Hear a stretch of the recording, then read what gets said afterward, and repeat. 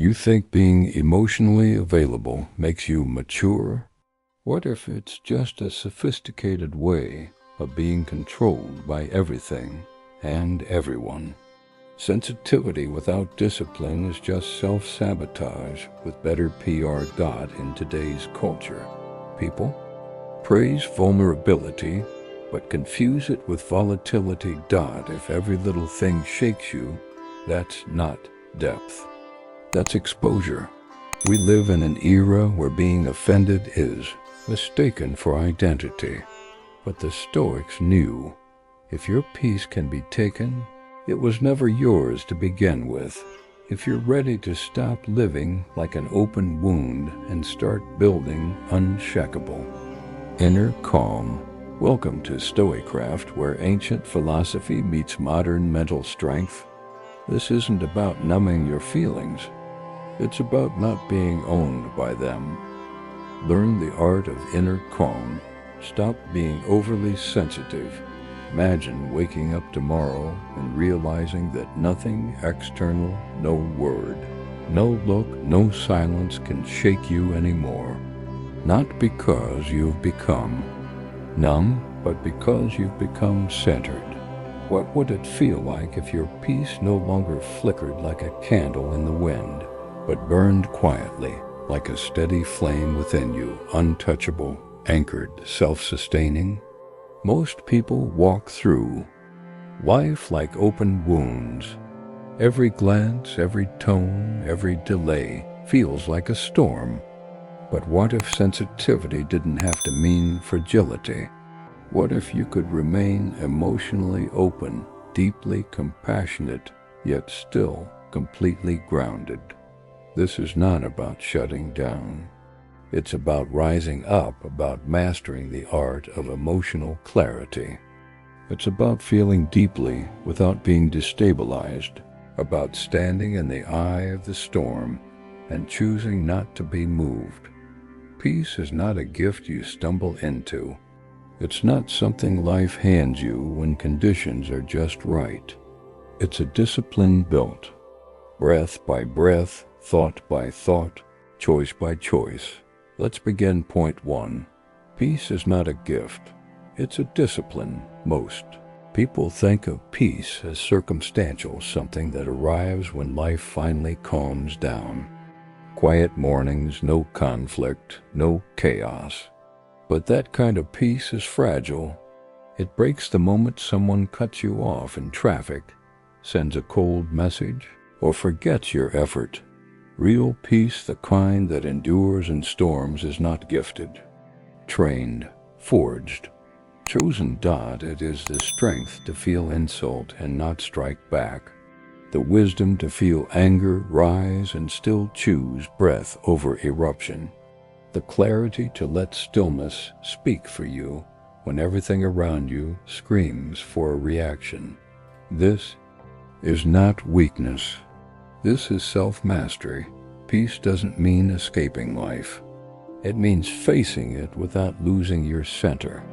It's the ability to observe your mind without believing every anxious thought it throws at you. And this kind of calm doesn't come from reading a quote. It comes from thousands of small moments when you refuse to let chaos decide who you are, from choosing posture over panic, presence over reactivity, stillness over story. Yes, your emotions will still rise, but the difference is you'll respond with awareness, not instinct. You won't pretend you're unfeeling. You'll just refuse to be thrown, because peace isn't passive. It's powerful. 2. You're not obligated to feel everything deeply. Sensitivity is not a crime. But when you feel everything with the same depth, you lose clarity. You begin to assign equal emotional weight to a friend's silence and a stranger's glance. The world becomes overwhelming, not because it's cruel, but because you're absorbing too much. The Stoics believed in disciplined perception. Epictetus said, "It's not things that upset us, but our judgment about things. You are allowed to pause before feeling. You're allowed to assess whether something deserves your emotional energy. Not every comment needs to pierce. Not every interaction is personal. Some things are just noise. And part of maturing emotionally is knowing what to let pass through you without sticking. You don't owe your full attention to every disruption. Sensitivity must be paired with discernment, or it turns into self-sabotage. 3. Unchecked sensitivity creates distorted meaning. When you're emotionally raw, your mind becomes a poor translator. A delayed reply becomes rejection. A short message becomes disdain. A neutral face becomes condemnation. You don't see reality, you see reflection. Unchecked sensitivity turns you into a mirror for your wounds. And the stories you create aren't about truth. They're about your fear. The Stoic approach is to pause and question the narrative. Marcus Aurelius wrote, "If you are pained by any external thing, it is not this thing that disturbs you, but your own judgment about it." What story are you writing in your mind? Does it serve you? Does it reflect reality or your past? Clarity begins where overreaction ends. 4. Sensitivity needs to be anchored, and strength sensitivity is a gift. But like any power, it needs structure. When you feel deeply without inner stability, your sensitivity becomes a liability. It turns inward and eats you alive. But when rooted in strength, it becomes intuition, empathy, insight. Strength doesn't kill emotion, it contains it. Like a riverbank shaping the water's flow, the Stoics weren't emotionless, they were self-respecting. They built the kind of inner frameworks where emotion could exist without flooding. Ask yourself, is your sensitivity expressing itself or exploding? Train yourself to feel without drowning, to empathize without erasing yourself. That's strength. That's sovereignty. 5. Master your inner dialogue. Your inner voice narrates your world. If that voice is frantic, paranoid, or unkind, your life will feel unsafe even when it's not. The Stoics taught us to audit our thoughts.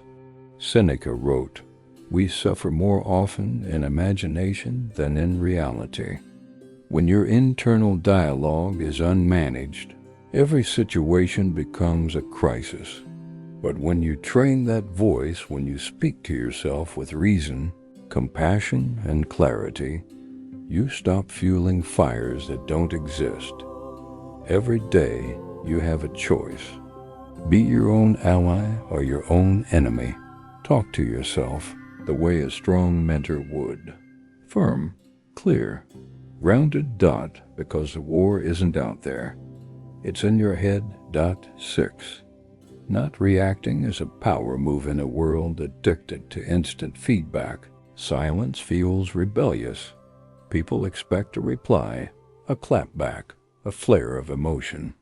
But the Stoic sees power in restraint. Reacting is easy. Responding is art. When you don't take the bait, when you hold your center in the face of provocation, you teach others something. I'm not here to entertain your chaos. Epictetus reminded us, practice being silent. Not out of fear, but out of wisdom. You don't need to respond to everything.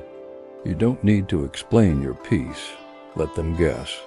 Let silence speak. 7. Don't take things personally. Not everything is about you.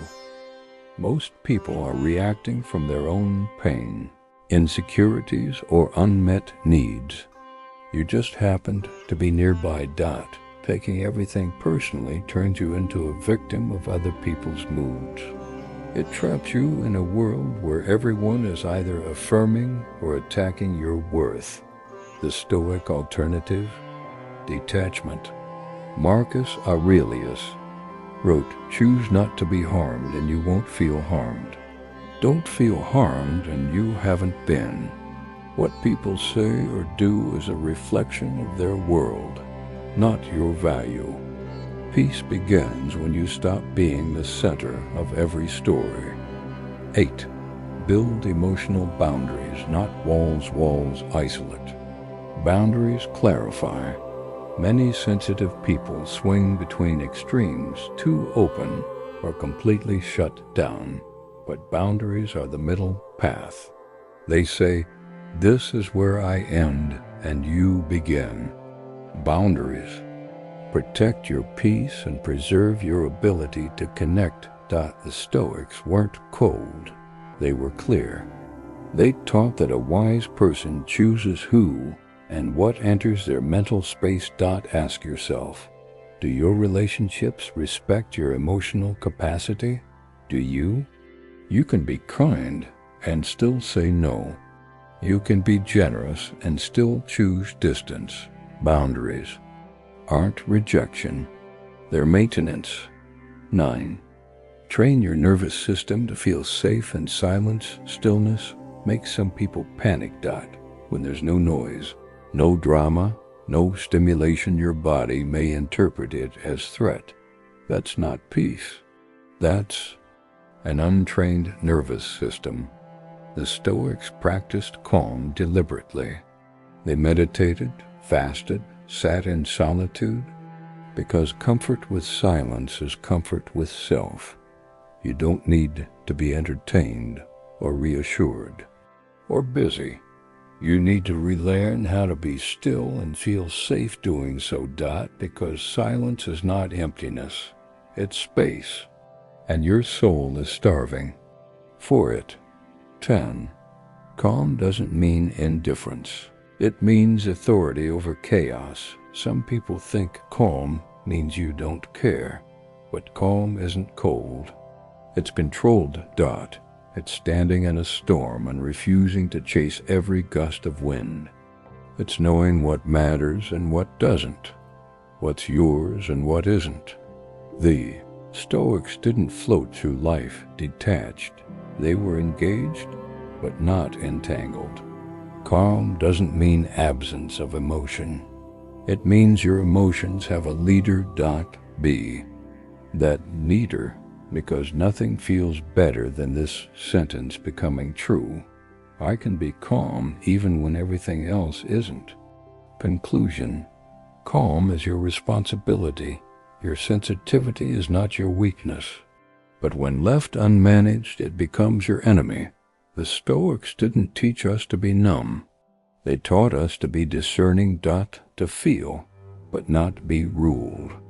To sense, but not collapse. To care, but only where care is deserved. You don't need to apologize for feeling deeply. You need to build the kind of inner calm where those feelings have space to breathe without breaking you. So, ask yourself, what are you still giving your peace away to? And what would it feel like to stop? What's one trigger you're finally ready to stop handing your peace to? Tell me in the comments. Let's be honest about it and own it. And if this message hits something real in you, subscribe to StoicCraft for content that doesn't just inspire, but strengthens you. Because your emotions are valid, but your peace is sacred.